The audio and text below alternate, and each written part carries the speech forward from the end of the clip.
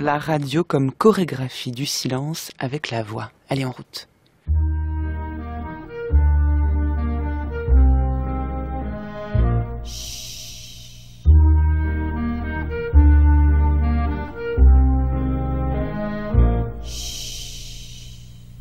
It's oh so quiet.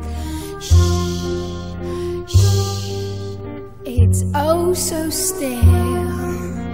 Shh, shh. You're all alone. Shh, shh. And so peaceful until. Bonjour Marilyn Maezot. Bonjour. Y a-t-il une façon de parler du silence sans le troubler ? Peut-être, paradoxalement, en le faisant résonner, à la fois au sens de résonance et au sens de raison. Peut-être aussi en chantant.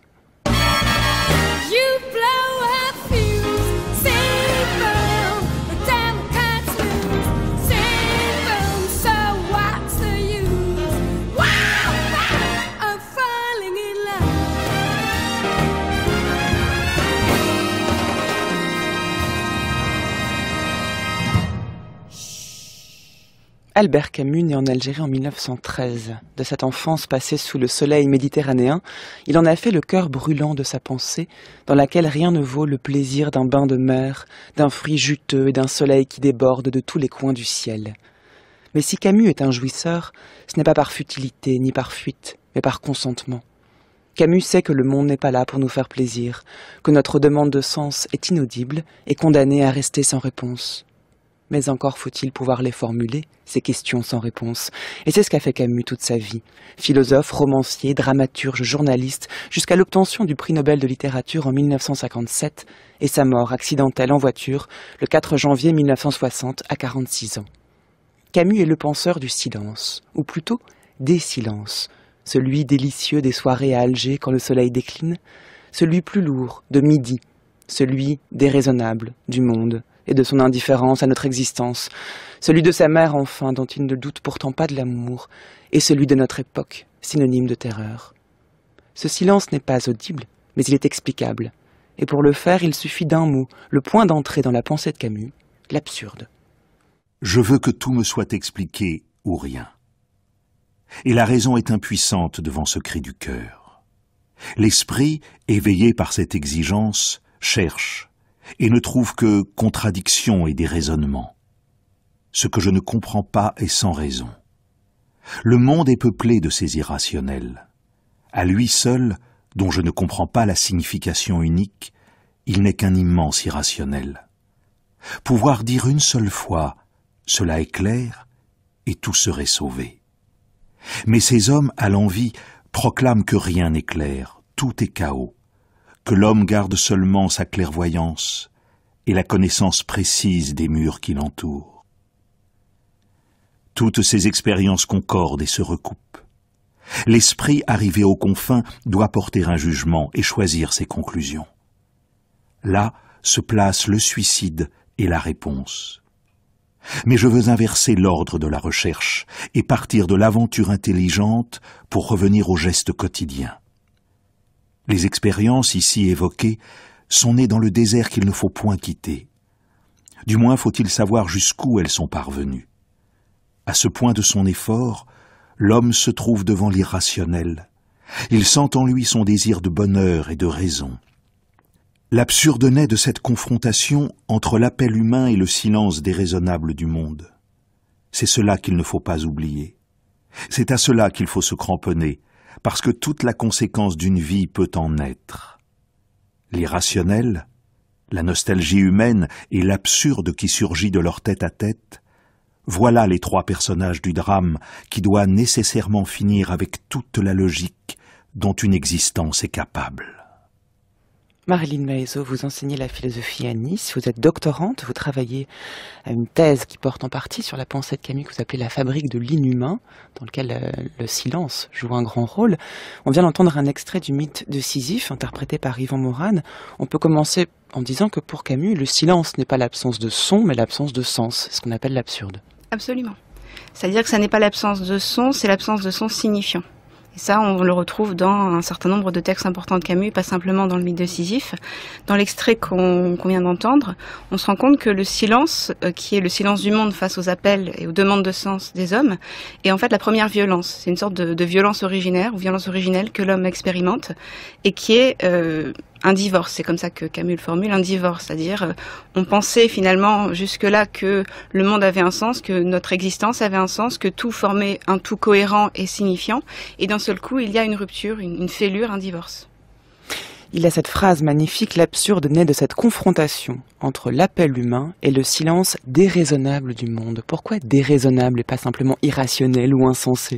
Déraisonnable parce qu'en fait, l'homme absurde ou l'homme qui fait l'expérience de l'absurde projette. C'est-à-dire que le monde devrait me répondre. Puisque j'ai des questions, il doit y avoir des réponses. Il y a ici le sentiment un petit peu d'une injustice en fait qui est faite à l'homme absurde. Et que mine de rien, on retrouvera dans l'homme révolté à travers l'image de la révolte métaphysique. C'est-à-dire, étant donné que je suis quelqu'un qui questionne, quelqu'un qui a besoin de sens, pourquoi le monde ne répond pas à mes appels alors qu'il le devrait ? Mais ce monde est-il vraiment silencieux ? Et justement non, c'est ça qui est intéressant, c'est que, comme on l'a dit, le silence du monde n'est pas un néant, n'est pas un pur néant, c'est un plein. C'est un plein, mais c'est un plein de sons insignifiants. Or, forcément, à partir du moment où ce qu'on cherche à entendre, c'est uniquement du sens, des sons signifiants, une réponse, on ne peut pas entendre le reste. On ne peut pas entendre quelque chose comme un silence qui serait un plein. Et cette demande de sens, si le monde lui-même ne peut pas nous la fournir, est-ce qu'elle peut être satisfaite autrement ? Satisfaite autrement. Est-ce qu'on peut obtenir une réponse à cette question, à cette demande de sens, justement, si la réponse ne vient pas du monde, est-ce qu'on peut trouver du sens ailleurs que dans le monde ? Trouver peut-être pas, en tout cas construire plutôt. C'est l'image de Sisyphe poussant son rocher, notamment la thématique de l'effort perpétuel, la thématique de la lutte aussi, c'est un autre terme qui apparaît souvent dans le mythe de Sisyphe. Donc c'est plus une construction qu'une découverte, quelque chose qui était déjà là.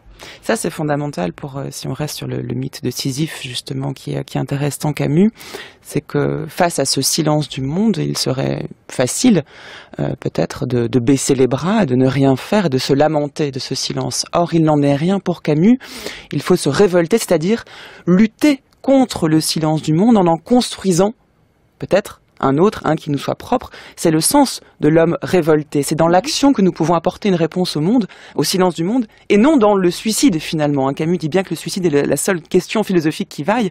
Eh bien le suicide serait peut-être logique, mais serait une manière de renoncer au monde. Oui, et en même temps, ça n'est pas gratuit, si vous voulez. Camus ne dit pas, puisque le monde et l'existence n'ont pas de sens, alors il faut absolument leur en donner, il faut se battre, il faut lutter, je ne dis pas pourquoi. En réalité, c'est plus compliqué. Souvent, on a tendance à opposer le Camus de l'absurde et puis le Camus de Noce ou de l'envers et l'endroit, le Camus de la jouissance, le Camus du consentement, le Camus de l'admiration du monde. En réalité, dans le mythe de Sisyphe, déjà, on trouve cet aspect-là qui est très important, à travers notamment l'image de Sisyphe heureux. C'est-à-dire que ce que l'expérience absurde permet, c'est effectivement de faire ce divorce qui était nécessaire, de prendre conscience du fait que le monde n'a pas de sens, qui ne produit pas de sens signifiant, mais c'est pour mieux finalement se rendre ouvert, se rendre disponible à l'écoute d'un autre silence, mais qui est un silence cette fois de plénitude, le silence des sons insignifiants du monde. Et c'est là qu'on a la deuxième thématique, la thématique de la jouissance, du consentement dans le mythe de Sisyphe. On trouve cette phrase, il faut imaginer Sisyphe heureux. C'est-à-dire qu'ici, le bonheur de Sisyphe, qui pourtant, rappelons-le, est celui qui est condamné à pousser à vie, pour l'éternité, un rocher en haut d'une montagne, sans cesse, une fois que le rocher retombe, il doit le repousser, cette espèce de répétition tragique, qui est en fait celle de l'existence humaine. Quand Camus dit qu'il faut imaginer Sisyphe heureux, là on est dans une forme de consentement, c'est-à-dire que cette joie-là, elle est silencieuse parce qu'elle est celle du contentement, mais aussi celle du consentement, accepter sa condition humaine. Mmh. Et c'est là qu'on découvre en fait la cohérence de tout ça, parce que ça n'est pas comme si on avait d'un côté le Camus de l'absurde et puis le Camus de la jouissance et puis on ne sait pas trop comment les concilier. En réalité, on ne peut pas avoir l'un sans l'autre. C'est Camus lui-même qui le dit lorsqu'il dit, toujours dans le mythe de Sisyphe, il n'y a pas de soleil sans ombre et il faut connaître la nuit. C'est-à-dire que pour pouvoir jouir du monde, pour pouvoir entendre ce silence insignifiant mais néanmoins magnifique, il fallait passer par l'absurde, il fallait passer par la nuit. Et c'est ce qui explique l'ensemble de jeux de contraste qu'on trouve dans l'ensemble de l'œuvre, entre révolte et consentement, entre exil et royaume, entre absurde et Sisyphe heureux, etc., même entre l'envers et l'endroit au final. Qu'est-ce que c'est l'envers et l'endroit ? L'envers et l'endroit, C'est beaucoup de choses, mais c'est notamment cette image du... C'est un texte de Camus, hein, disons-le. Oui, bien sûr. C'est un recueil qui est composé de différents textes de Camus et qui justement joue sur ces jeux de contraste entre la nuit et le soleil, entre la révolte et le consentement, entre le oui et le non, pour reprendre le titre de l'un des textes que contient ce recueil. Donc c'est finalement l'une des façons de thématiser l'importance du contraste et du paradoxe dans l'œuvre de Camus. Dans L'Envers et l'Endroit, justement, qui est publié à Alger en 1937, écrit entre 35 et 36, Camus a 22 ans, on y trouve peut-être une des explications à l'intérêt de Camus pour le silence, ce qu'il vit comme un drame et qui est pourtant pour lui aussi l'occasion d'accepter la tragédie propre à l'existence humaine, c'est le silence de sa mère. Camus était élevé par une mère silencieuse. Et dans L'Envers et l'Endroit, on trouve ce texte magnifique où il décrit non seulement sa mère, le rapport avec ses enfants, et la façon qu'a eu ce silence maternel d'imprégner sa propre existence. Écoutez ce texte magnifique interprété par Yvan Morane. La mère de l'enfant restait aussi silencieuse. En certaines circonstances, on lui posait une question. « À quoi tu penses ?»« À rien, répondait-elle. Et c'est bien vrai. Tout est là, donc rien. Sa vie, ses intérêts, ses enfants se bornent à être là, d'une présence trop naturelle pour être sentie. Elle était infirme, pensait difficilement. Elle avait une mère rude et dominatrice qui sacrifiait tout à un amour-propre de bête susceptible et qui avait longtemps dominé l'esprit faible de sa fille. Émancipée par le mariage, celle-ci est docilement revenue, son mari mort. Il était mort au champ d'honneur, comme on dit. En bonne place, on peut voir, dans un cadre doré, la croix de guerre et la médaille militaire. L'hôpital a encore envoyé à la veuve un petit éclat d'obus retrouvé dans les chairs. La veuve l'a gardé. Il y a longtemps qu'elle n'a plus de chagrin. Elle a oublié son mari, mais parle encore du père de ses enfants. Pour élever ces derniers, elle travaille et donne son argent à sa mère. Celle-ci fait l'éducation des enfants avec une cravache. Quand elle frappe trop fort, sa fille lui dit « Ne frappe pas sur la tête !» Parce que ce sont ses enfants. Elle les aime bien. Elle les aime d'un égal amour qui ne s'est jamais révélé à eux. Quelquefois, comme en ces soirs dont lui se souvenait, revenue du travail exténuant, elle fait des ménages, elle trouve la maison vide. La vieille est aux commissions, les enfants encore à l'école. Elle se tasse alors sur une chaise et les yeux vagues se perd dans la poursuite éperdue d'une ramure du parquet. Autour d'elle, la nuit s'épaissit dans laquelle ce mutisme est d'une irrémédiable désolation. Si l'enfant entre à ce moment, il distingue la maigre silhouette aux épaules osseuses et s'arrête. Il a peur. Il commence à sentir beaucoup de choses. À peine s'est-il aperçu de sa propre existence. Mais il a mal à pleurer devant ce silence animal. Il a pitié de sa mère. Est-ce l'aimer ? Elle ne l'a jamais caressé puisqu'elle ne saurait pas. Il reste alors de longues minutes à la regarder, à se sentir étranger. Il prend conscience de sa peine. Elle ne l'entend pas, car elle est sourde. Tout à l'heure, la vieille rentrera, la vie renaîtra. La lumière ronde de la lampe à pétrole, la toile cirée, les cris, les gros mots. Mais maintenant, ce silence marque un temps d'arrêt, un instant démesuré. Pour sentir cela confusément, l'enfant croit sentir dans l'élan qui l'habite de l'amour pour sa mère. Et il le faut bien, parce qu'après tout, c'est sa mère. Elle ne pense à rien. Dehors, la lumière, les bruits. Ici, le silence dans la nuit. L'enfant grandira, apprendra. On l'élève et on lui demandera de la reconnaissance, comme si on lui évitait la douleur. Sa mère toujours aura ses silences. Lui croîtra en douleur. Être un homme, c'est ce qui compte.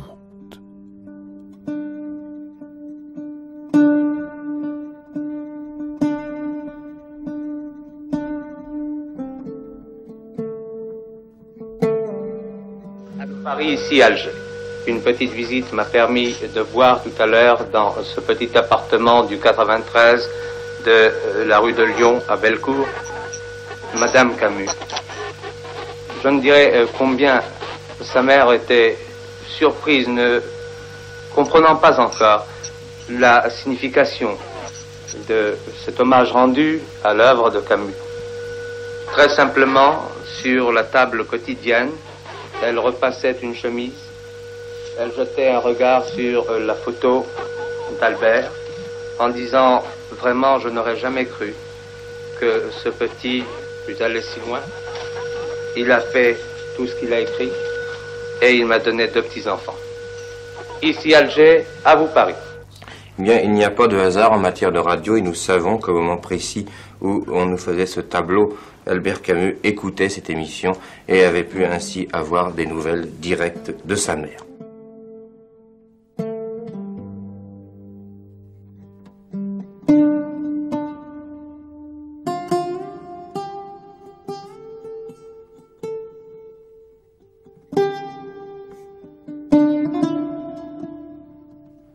Vous écoutez France Culture, les chemins de la philosophie. C'est le premier temps d'une série d'émissions sur le silence. Et pour l'occasion, c'est d'Albert Camus que nous parlons, en compagnie de la philosophe Marilyn Maezot. Et le silence est aussi le silence de la mère de Camus. On a entendu, suite à l'extrait de L'Envers et l'Endroit qui décrit ce silence maternel, une archive, le 10 octobre 1957, où l'on entend 2 journalistes qui vont à la rencontre de la mère de Camus alors que celui-ci vient de recevoir le prix Nobel. Il y a quelque chose d'assez intrusif dans ce son. On sent ces journalistes qui débarquent comme ça chez la mère et qui la décrivent de manière très simple en train de repasser une chemise.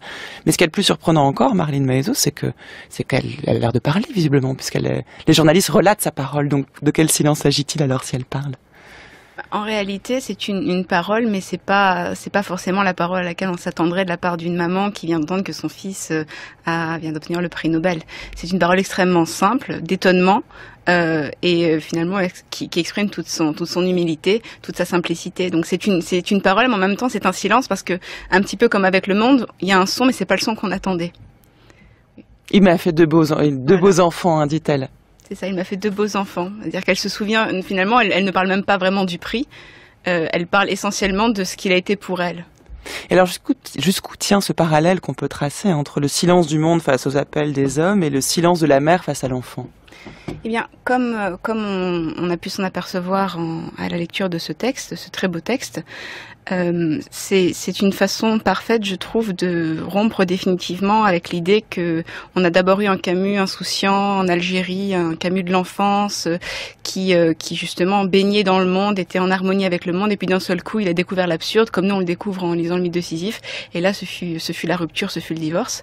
En réalité, ce texte montre très bien que les deux éléments, la rupture, la peur d'un côté, l'absurde, en tout cas pas tout à fait l'absurde, mais les conditions de possibilité de l'absurde, on va le voir, et de l'autre, en même temps, l'amour, le consentement étaient déjà présents dans ce recueil qui était l'un des premiers textes écrits par Camus, notamment ce passage, ce texte plutôt de L'Envers et l'Endroit qui s'intitule justement Entre oui et non. Et ce qu'on s'aperçoit, c'est que déjà l'attitude de la mère et la mère elle-même a un point commun avec le monde, c'est que elle relève de ce que Camus appelle le « c'est comme ça ». C'est-à-dire que, comme il le montre lorsqu'on l'interroge, à quoi tu penses? À rien. Et c'est bien vrai, tout est là. Tout est là, il n'a pas cherché au-delà, il n'a pas cherché derrière le monde, ou de sens derrière le monde, ou de sens derrière la mer, tout est là. Comme une espèce de présence évidente, inquestionnée. De plénitude, si vous voulez, dans ce silence qui est une plénitude. Mais en même temps, ce qu'on voit très bien également, c'est que l'enfant, qui est Albert Camus, est une sorte de Sisyphe en herbe, en tout cas de Sisyphe en devenir. Comme on s'en aperçoit dans le texte, lorsqu'il dit « il a mal à pleurer devant ce silence animal », on voit ici que finalement, l'étrangeté de la mère pour l'enfant, étrangeté qui est douloureuse, hein, il parle d'avoir mal à pleurer, elle fait un petit peu penser à l'étrangeté du monde, qu'expérimente l'homme absurde, sauf que en même temps, on se rend compte que de la même façon que l'étrangeté du monde n'interdit pas à Sisyphe d'être heureux et donc d'aimer le monde pour ce qu'il est, et bien de la même façon, Le silence animal de la mère n'interdit pas à l'enfant de l'aimer, puisqu'il le dit, pour sentir cela confusément. L'enfant croit sentir dans l'élan qui l'habite de l'amour pour sa mère, et il le faut bien parce qu'après tout c'est sa mère. Vous voyez, il n'y a pas de raison, c'est parce que c'est comme ça, c'est parce que c'est sa mère, on n'a pas... Là on entend plutôt une obligation, il le faut bien parce que c'est sa mère, mais rien ne dit que parce que c'est sa mère il faut l'aimer. C'est comme s'il se contraignait à cet amour. Il parle de pitié juste avant. Ça peut être une contrainte. Alors après, qu'est-ce qu'on entend par contrainte? Est-ce que ça serait une contrainte du type la contrainte du droit ou de la loi, ou est-ce que c'est la contrainte de ce qui est justement, c'est-à-dire la contrainte du c'est ainsi ou du c'est comme ça? Parce qu'il est assez troublant de le voir s'interroger en disant il a pitié de sa mère, est-ce l'aimer? Et ensuite seulement il en vient à l'amour. Et ce passage de la pitié à l'amour est intéressant, il montre une évolution possible face au silence même auquel il fait face. Oui, c'est pour ça que j'ai employé l'image du Sisyphe en herbe, c'est qu'on n'a pas vraiment encore Sisyphe, déjà parce que on n'a pas tout à fait les conditions de l'absurde, et d'autre part aussi parce que quand même la différence entre la mère et le monde, c'est que la mère l'aime en retour. Ça c'est aussi important. Le monde ne rend pas l'amour qu'on lui donne, alors que la mère, comme c'est indiqué dans ce texte, aime ses enfants. C'est-à-dire que le fait d'avoir eu une mère silencieuse, mais non pas forcément mutique, on l'a vu, même s'il emploie ce terme, le mutisme d'une irrémédiable désolation, a été pour Camus peut-être une façon de s'habituer, de voir de l'amour derrière le silence. C'est-à-dire que sa mère est silencieuse, mais il ne doute pas de son amour. Mais peut-être même que le monde qui est silencieux, y a-t-il une forme d'amour, ou en tout cas d'immanence possible? Exactement, c'est-à-dire qu'il n'est pas nécessaire de donner sens à l'amour ou de produire une parole signifiante sur l'amour pour le rendre sonore en fait. C'est-à-dire que c'est peut-être justement parce que sa mère est silencieuse qu'elle ne cherche pas à rationaliser, ou que lui-même devant elle ne cherche pas à rationaliser, qu'il arrive à rendre sonore finalement l'amour qu'il y a dans ce silence et non pas derrière. C'est dans ce silence même qu'il y a un amour. Et ce silence, il est animal. Pourquoi compare-t-il le silence de sa mère à un silence animal?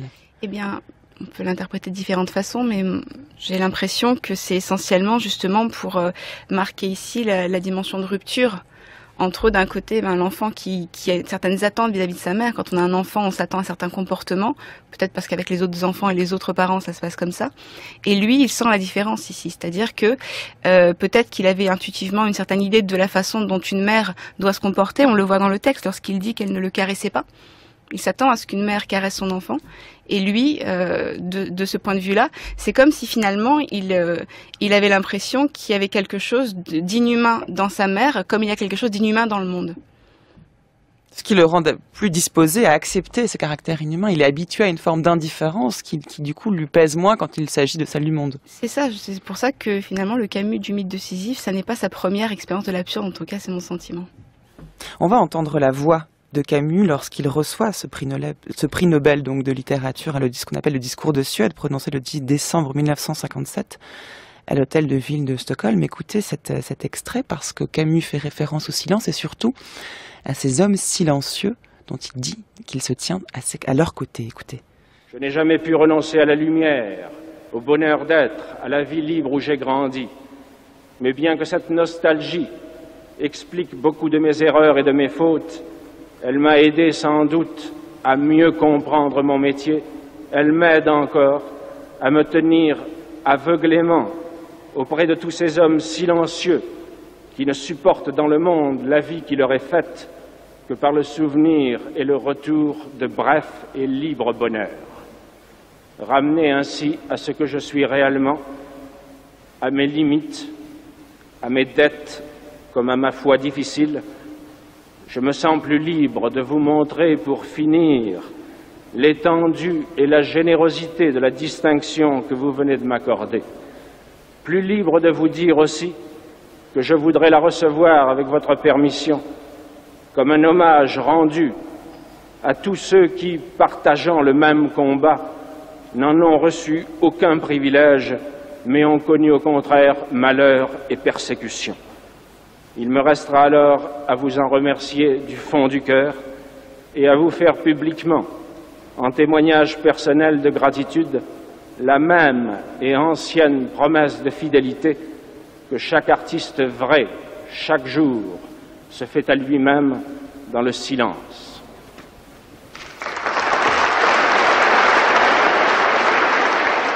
Qui sont ces hommes silencieux dont parle Camus, Marine Maïso ? Alors là, on découvre une autre dimension du silence chez Albert Camus. Cette fois, ça n'est plus le silence du monde face aux appels des hommes, ou même le silence du monde que l'on peut apprécier, dont on peut jouir. C'est le silence que l'homme impose à l'homme. Les hommes qu'on a rendus silencieux, à qui on a imposé le silence. Et c'est une dimension, si vous voulez, que Camus thématise en un sens un petit peu comme une sorte d'absurde au carré. C'est-à-dire, de la même façon que le monde reste silencieux face aux appels des hommes, il y a une sorte de récupération de cette logique de divorce qui s'installe au sein même du monde des hommes lorsque certains hommes répondent aux questionnements, aux appels, aux demandes de dialogue d'autres hommes par un silence imposé. Mais justement, ce qui est important, et on s'en apercevra en travaillant les textes où Camus évoque cette thématique-là, c'est que ce silence-là n'a pas le même statut que le silence du monde. C'est-à-dire que le silence du monde, c'est un fait, c'est un donné, c'est comme ça. Le silence que l'homme impose à l'homme, c'est un choix, et c'est un choix qui, à partir de là, ne peut plus être innocent. C'est forcément un choix coupable. Donc le silence, c'est celui des bourreaux, non pas des victimes. C'est ça, exactement. Et pourtant, Camus parle aussi de ces hommes qui n'ont pas la parole, aux côtés desquels il se tient. C'est ceux qui sont réduits au silence. Absolument. C'est-à-dire que c'est pour ça qu'il parle de, j'emploie l'expression, on va l'entendre dans pas longtemps, l'expression de conspiration du silence. C'est qu'au final, il ne peut pas y avoir de silence imposé sans une forme de consentement. Vous voyez, de nouveau, on retrouve la thématique du consentement. C'est-à-dire que d'un côté, on a ceux qui veulent imposer le silence aux autres, et de l'autre, on a malgré tout une forme de consentement, plus ou moins subi, plus ou moins accepté parfois même voulu, de la part de ceux qui se tiennent silencieux.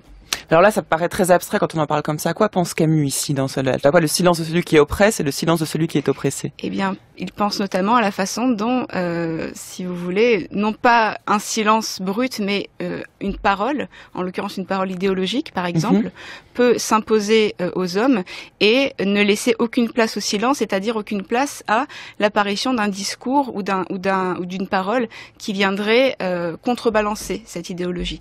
Donc finalement, c'est comme si au silence plein du monde, à la plénitude du silence du monde, s'impose un silence, mais qui est paradoxalement une parole, qui est le silence ou la parole pleine de l'idéologie. L'idéologie est silencieuse parce qu'elle est sans nuance. On va l'entendre dans le texte, un article que Camus écrit en 46, publié en 48, Ni victime ni bourreau, intitulé Le siècle de la peur, où on entend cette dimension plus politique du silence. Mais si on reste encore un instant sur l'archive qu'on vient d'entendre, deux choses qui peuvent interpeller. Camus termine en disant, voilà, le silence est aussi celui de chaque artiste, en fait. C'est comme, il y a un silence nécessaire à la création, mais aussi l'artiste est celui qui sait qu'il ne suffit pas de conjurer le silence pour dire quelque chose. Là, on retrouve cette idée de chorégraphie entre la parole et le silence que j'évoquais en début d'émission. Absolument, le silence, c'est aussi un souffle. C'est le fait de reprendre son souffle, de la même façon que dans une mélodie, le silence, c'est aussi important que les notes, parce que c'est ce qui crée un mouvement, et c'est ce qui crée une cohérence, et c'est ce qui permet justement d'écouter, de rendre audible la mélodie. Alors que si on avait une mélodie qui serait un enchaînement de notes sans aucun silence, sans aucun repos, ça serait une forme de cacophonie. Donc pour Camus, le silence, c'est aussi ce qui permet de reprendre son souffle, de revenir à soi, et de prendre le temps de la réflexion avant de reprendre la parole. Donc c'est pas un silence définitif, c'est toujours une sorte de retrait, mais un petit peu comme si vous voulez, il y a un retrait de la lumière pour que la nuit se fasse, puis il y a le retrait de la nuit pour que le jour se fasse de nouveau, en fait. C'est un petit peu de nouveau cette dialectique entre l'envers et l'endroit, le jour et la nuit, que l'on retrouve, je pense, avec le rapport de Camus au silence. Et il évoque la nostalgie qu'on retrouve beaucoup dans ces textes. Et de quoi est-il nostalgique? D'un avant, d'une période prénatale, à lui qui est tellement dans le monde? Alors, la nostalgie chez Camus, elle est aussi, elle est aussi plurielle que le silence. Mais dans l'extrait que l'on vient d'entendre, en réalité, c'est un petit peu la nostalgie disons, d'un rapport au monde qui peut passer par la jouissance, qui ne soit pas simplement comme il l'est parfois rupture ou divorce, mais qui soit aussi jouissance. Ce que Camus explique, notamment à partir de la fin de la guerre, mais déjà un peu avant, mais ça devient une thématique de plus en plus prégnante après la guerre, c'est que nous sommes entrés dans l'histoire, pour reprendre une expression qu'il emploie à plusieurs reprises, notamment dans les lettres Un ami allemand, et l'histoire finalement nous a happé tout entier et nous a même enlevé cette part de l'homme qui permettait encore le consentement et l'appréciation du silence du monde. Donc au final, cette nostalgie, c'est la nostalgie d'un équilibre, c'est la nostalgie d'une tension entre révolte et consentement qui fait qu'on est obligé d'être entièrement, pour ainsi dire, dans la révolte, parce que on doit défendre cette part de l'homme qui échappe à l'histoire et que l'histoire essaye d'effacer ou de s'approprier. Reprendre son souffle et savoir ménager le silence pour mieux y apposer quelques notes ou quelques paroles, puis écouter l'artiste à l'œuvre. On va entendre un court extrait de Beethoven, un chant de Beethoven magnifique que vous nous avez suggéré, Marine Maezot, puis le texte d'Albert Camus, Le siècle de la peur, donc, ni victime ni bourreau. Écoutez.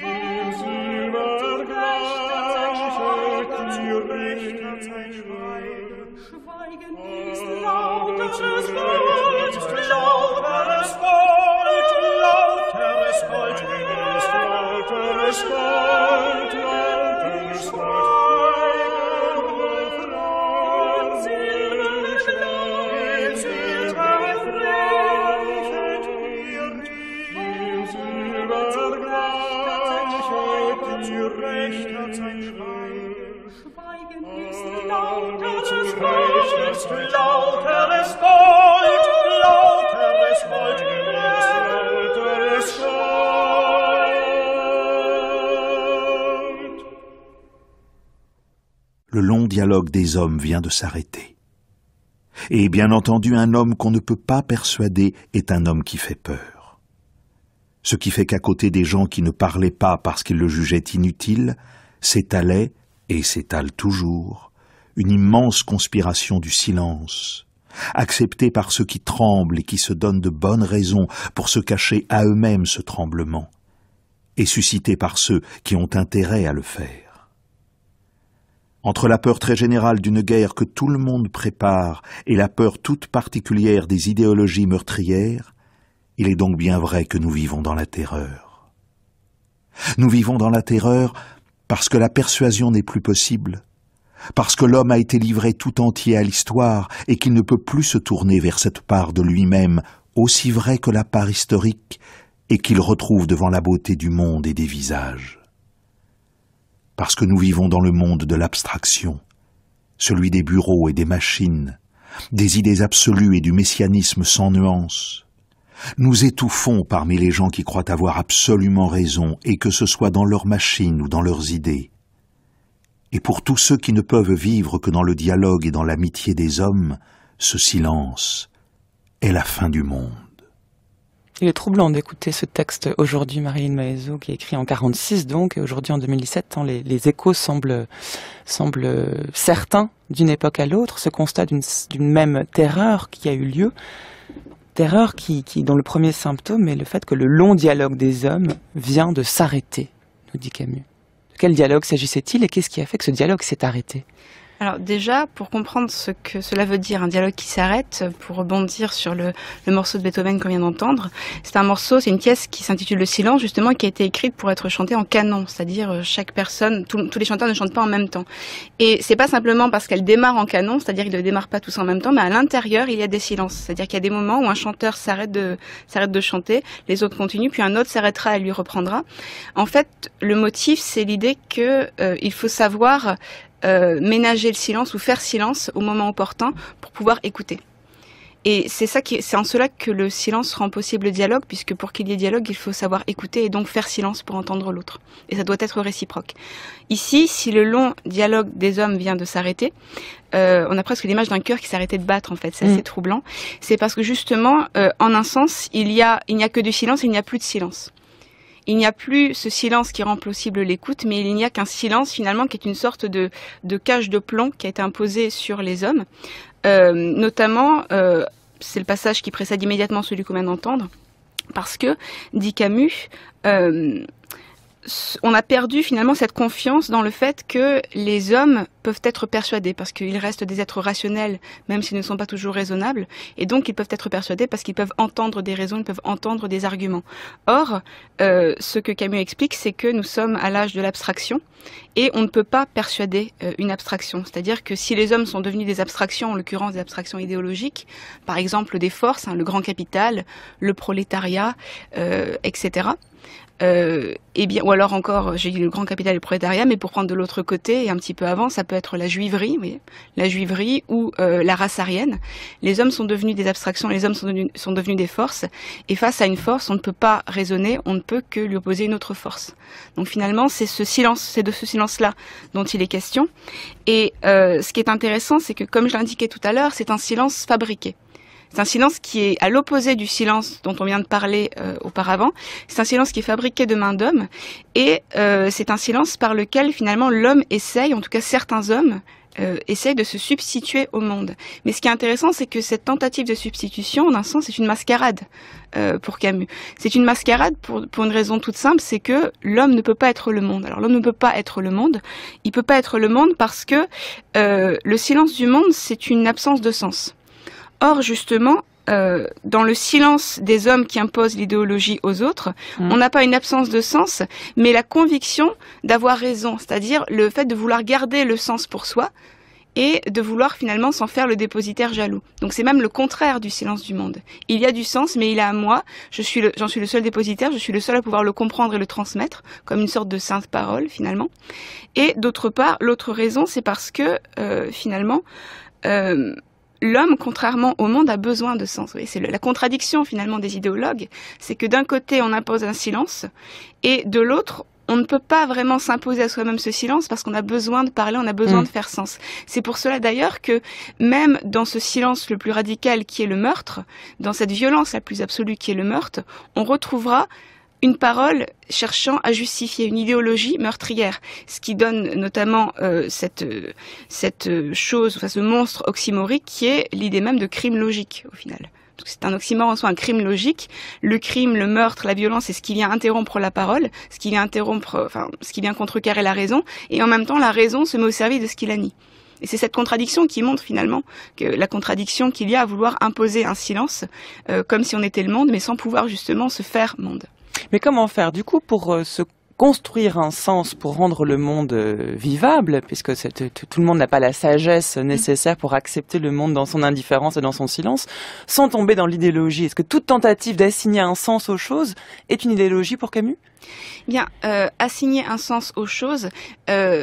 en fait, ça dépend ce qu'on appelle assigner. Je pense que le vrai risque, le véritable écueil, c'est à partir du moment où on prétend le trouver dans les choses. C'est l'objectivité, en fait. C'est aussi le siècle de l'objectivité pour Camus, le siècle de la peur.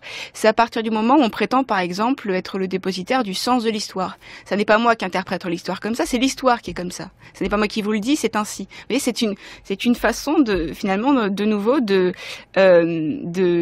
violer et d'instrumentaliser le c'est comme ça. On a le c'est comme ça du monde, qui effectivement est un c'est comme ça véritable, et puis on fait un c'est comme ça, l'histoire c'est comme ça, la violence c'est comme ça aussi Camus, c'est un motif qui le fascine et qui l'obsède. De toute façon la violence est un donné, donc arrêtez d'être une belle âme, arrêtez de faire comme si la violence était évitable, parce que tout le monde considère que Camus est un non-violent ou un pacifiste, ce qui est absolument faux.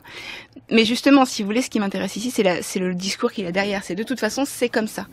Or, justement, ce qu'explique Camus, c'est que lorsque on prétend imposer un sens aux choses, mais non pas comme si on le fabriquait soi-même, mais comme si on les trouvait tout près, on se fourvoie. Je pense que la meilleure façon d'éviter cet écueil, c'est justement de garder en tête le fait que c'est nous qui poussons le rocher, c'est pas le rocher qui se pousse tout seul, et que donc c'est nous qui mettons du sens dans les choses, c'est nous qui donnons du sens aux choses, parce qu'effectivement on en a besoin pour avancer, pour vivre, mais qu'à aucun moment on ne peut l'imposer aux autres, parce que par définition c'est une création. Mais ça veut dire qu'il n'y a pas de monde commun? Ça veut dire qu'il y a une forme de relativisme où il n'y a pas d'objectivité et chacun croit en quelque chose, mais il n'a pas le droit de l'imposer aux autres, donc du coup, où nous rejoignons-nous? Qu'est-ce qui reste du monde? Du relativisme, non, parce qu'il y a quand même quelque chose en commun, justement, c'est ce besoin, si vous voulez, de faire sens, et ce besoin de dialoguer. En fait, comment Camus fait pour contrecarrer cette tentation du silence, mais du silence idéologique, si j'ose dire, en essayant malgré tout, coûte que coûte, et à grands efforts, parce que ça prend beaucoup d'énergie, de maintenir le dialogue. Ça, il y a un texte qui le montre de manière merveilleuse, ce sont les lettres à un ami allemand. C'est un texte qui est trop peu connu, trop peu lu. Qu'est-ce que c'est les lettres à un ami allemand? Déjà, quand on y réfléchit, ça s'intitule les lettres à un ami allemand. Donc ce sont des lettres que Camus écrit à un destinataire fictif qu'il appelle l'ami allemand. Mais elles ne sont pas intitulées lettres à un ami nazi. Et ça, c'est fondamental. Pourquoi ne pas les intituler Lettres à un ami nazi? Parce que justement, Camus refuse de parler d'une abstraction ou de créer des abstractions. Il vit au monde de l'abstraction, à l'âge de l'abstraction. Il n'a pas besoin qu'on en crée plus, si vous voulez. Or, si il avait intitulé son livre Lettres à un ami nazi, ce qui serait pourtant pas faux, puisque l'Allemand en question est nazi, il est totalement voué à l'idéologie nazie.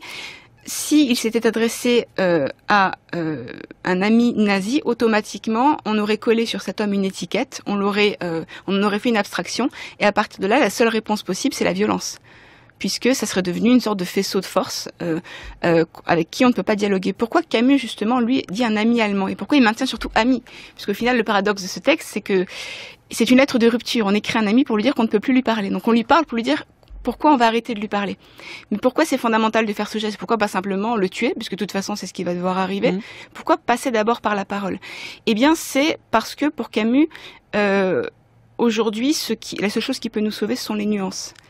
Il le dit dans le texte, les idées absolues du messianisme sans nuance, comme étant l'ennemi numéro 1. Voilà, c'est-à-dire que la seule façon de conjurer finalement cette conjuration du silence, c'est de retrouver le sens de la nuance. Qu'est-ce que c'est le sens de la nuance? C'est par exemple quand il explique dans ses lettres à son ami allemand, à son ancien ami allemand, en fait j'avais besoin moi-même de me dire comment, alors même que comme vous, je vais vouloir vous tuer, parce que si je ne vous tue pas, vous tuerez des innocents. Alors comme vous, je vais m'adonner au meurtre, alors même que le meurtre me répugne. Qu'est-ce qui me différencie de vous finalement? Si au final nous sommes deux meurtriers, où est la différence? Où est la nuance? La nuance, c'est que justement, je vous tuerai en tant qu'individu, en sachant tout ce que ce meurtre a de terrible, avec crainte et tremblement, je vous tuerai s'il le faut, mais je ne chercherai aucune justification, et surtout aucune justification idéologique. Je ne m'abaisserai pas à instrumentaliser la raison pour rendre compte de ce qui la nie par essence. Et justement, cette nuance, elle se manifeste déjà en soi par l'existence de ce livre, Lettres à un ami allemand, c'est-à-dire il faut, même avec l'ennemi, et même avec celui dont on a l'impression qu'on n'a plus rien à en tirer, pas même une parole sensée, il faut malgré tout discuter avec lui, parce que justement, discuter avec lui, c'est le forcer à reconnaître une chose toute simple, qui est que on n'a pas affaire à des forces, on n'a pas affaire à des abstractions, on a affaire à des personnes qui restent des personnes capables d'entendre.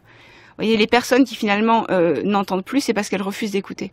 Mais le fait est que l'ami allemand lui-même, il parle dans ses lettres. Ce n'est pas un échange épistolaire, c'est Camus qui parle, mais Camus dit à plusieurs reprises « vous me dites que » ou « vous soutenez que ». Donc en fait, c'est comme s'il y avait eu des lettres de l'ami allemand qu'on n'a pas dans le texte, mais qu'on devine, et l'ami allemand justifie l'idéologie nazie. Donc, vous voyez, il tient un discours, il essaie de convaincre son interlocuteur. Et c'est là sa contradiction. Parce que là où Camus essaye de maintenir le dialogue, parce que justement lui reconnaît le fait qu'il y a ce monde commun qui passe par le dialogue, l'ami allemand lui fait comme si il était dépositaire du sens et la seule solution possible était la rupture, mais en réalité il ne peut pas s'empêcher de se justifier.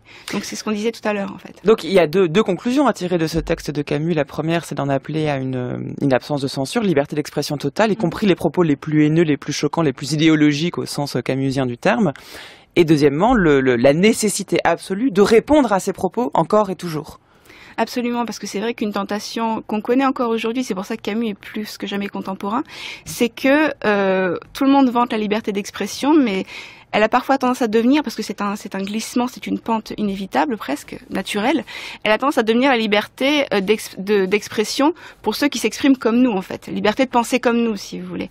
Or, justement, même avec l'ennemi, celui qui est notre ennemi juré, celui qui pense le contraire de ce que nous pensons, il est important de maintenir pour lui la même exigence de liberté de penser qu'on a pour nous, ne serait-ce que parce que justement, le problème à vouloir à tout prix le faire taire, c'est qu'ensuite on considère qu'il n'est pas nécessaire de lui répondre, comme si finalement personne ne l'entendait. Vous voyez, il est inaudible, il est inintéressant, il a tort, j'ai raison, donc c'est pas la peine de lui donner une tribune en fait. C'est ce qu'on entend très souvent. Comment osez-vous donner une tribune à un tel alors que vous vous rendez compte de ce qu'il raconte?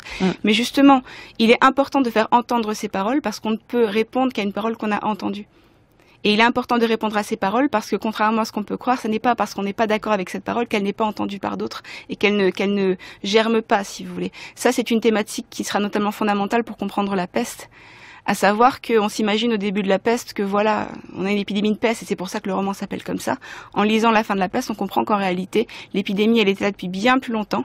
Elle était là depuis bien avant les premiers rats et qu'en réalité, les premiers germes de la peste, c'est justement l'imposition d'un silence comme une chape de plomb qui se fait jour en fait.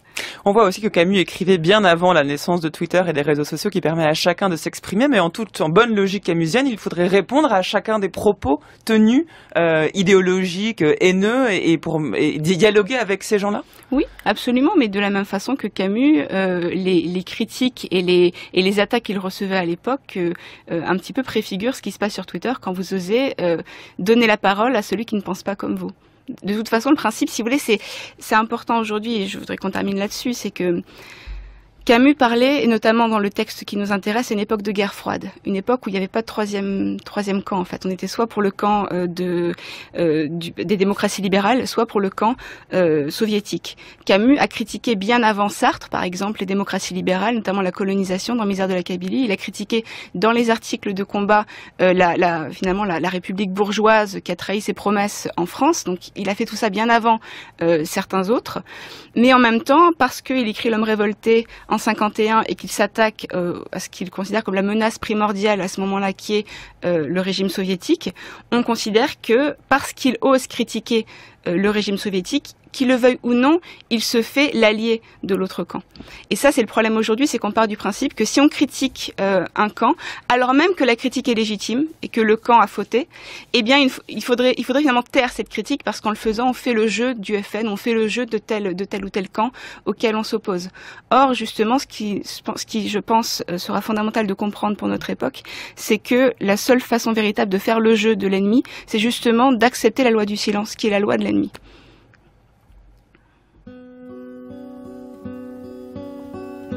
Hello darkness, my old friend. I've come to talk with you again, because a vision softly creeping left its seeds while I was sleeping, and the vision that was planted in my brain still remains within the sound of silence. In restless dreams I walked alone, narrow streets of cobblestone, 'neath the halo of a street lamp.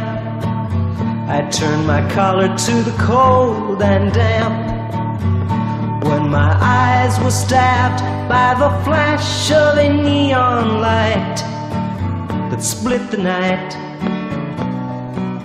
and touched the sound of silence. And in the naked light I saw 10,000 people, maybe more, people talking without speaking, people hearing without listening, people writing songs that voices never share, and no one dare disturb the sound of silence. Le bruit du silence, le son du silence, c'est Paul Simon qui le chante sans Garfunkel. C'est donc le silence de Garfunkel aussi qui nous accompagne en cette fin d'émission. Un grand merci à vous, Marilyn Maezo. Merci de m'avoir reçu. D'être venue nous parler de Camus aujourd'hui. Je rappelle que vous enseignez la philosophie à Nice, vous êtes à terre à l'université de Nice, et que vous préparez une thèse doctorante sur la fabrique de l'inhumain, dans laquelle il sera évidemment beaucoup question de Camus. Sur France Culture, les chemins de la philosophie. Paul Simon s'est tu, place non pas au silence, mais aux 2 minutes papillon de Géraldine Mosna-Savoie. Bonjour Géraldine. Bonjour Adèle, bonjour à tous. Comme tous les jours, vous nous parlez d'un livre qui vient de paraître, et aujourd'hui je vois un joli petit livre rouge devant vous. Oui, mais c'est pas Mao. Non, ça n'est pas Mao, c'est un tout petit livre, c'est écrit par Vincent Morque, le titre c'est Exclu, aux marges et aux confins. Il est paru aux éditions des Belles Lettres dans la collection Tibi, une collection, je cite la présentation, de petits pamphlets insolents et insolites de la vie, de courts essais contre le présent et l'air du temps qui nous étouffe et nous donne envie de fuir. Eh bien, insolite, c'est le cas de ce livre, puisqu'on y trouve à la fin, on peut d'ailleurs peut-être commencer par cette fin, on y trouve un texte de Synésios de Cyrène, un grec du IVe siècle avant avant notre ère et on y trouve donc son génial éloge de la calvitie. Alors que la chevelure est célébrée, nous dit Synésios, parce qu'elle participe à la beauté, lui, justement, Synésios, s'est trouvé dévasté le jour où il a commencé à perdre la sienne. Comment assumer ce signe, ou cette absence de signe, cette nudité du crâne qui l'exclut de fait de la société? Bien, le cas de Synésios est intéressant parce qu'il va faire plus qu'assumer sa calvitie. Avec cet éloge, il va la revendiquer. Il clame ce qui le met en marge du reste des communs, des mortels, du moins des communs chevelus. Autrement dit, il se fait un marginal volontaire. Et là, eh bien, ce qui intéresse Vincent Morque pour son propos sur les exclus aux marges et aux confins, et là, eh bien, la dimension révoltée de son essai contre l'ère du temps. Alors, pas seulement pour tous les chauves qui pourraient s'y retrouver aujourd'hui, mais surtout pour se demander jusqu'où chacun peut-il assumer de ne pas être dans les normes, de se situer aux marges. Si l'on pointe la servitude volontaire, est-il à l'inverse si facile d'être dans la marginalité volontaire?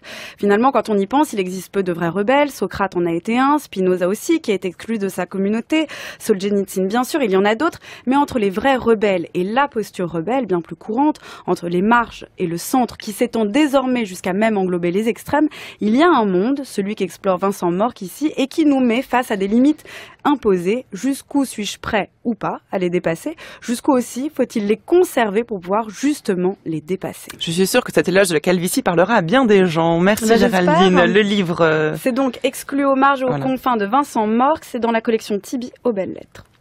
C'est noté. Merci beaucoup Géraldine. Merci à toutes et à tous. On se retrouve demain pour la suite de cette série sur le silence. Demain, nous parlerons de cinéma, car figurez-vous que le cinéma n'a jamais été aussi silencieux que depuis qu'il est devenu parlant. Ce sera José Moore, professeur en études cinématographiques, qui viendra nous en parler. D'ici là, si vous souhaitez réécouter cette émission consacrée à Camus en compagnie de Marilyn Maezou, eh bien c'est facile. Rendez-vous sur le site de France Culture à la page des chemins de la philosophie.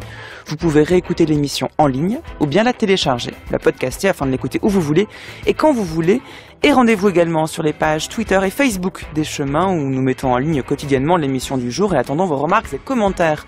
Un grand merci à Nicolas Bouteloup qui a préparé cette émission, ainsi qu'au reste de l'équipe des Chemins, Géraldine Lessin-Savoie bien sûr, Marianne Chassor, Livia Garrigue, Antoine Ravon, Nicolas Berger à la réalisation cette semaine, Élise Le à la prise de son aujourd'hui.